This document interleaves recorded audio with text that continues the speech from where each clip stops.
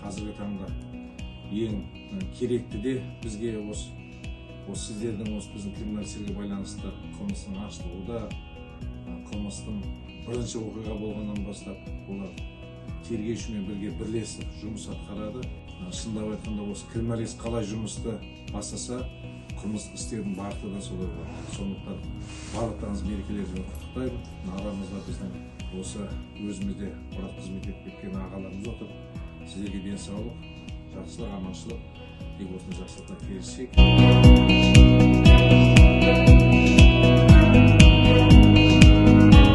Қазақстан Республикасының қызмет етемін.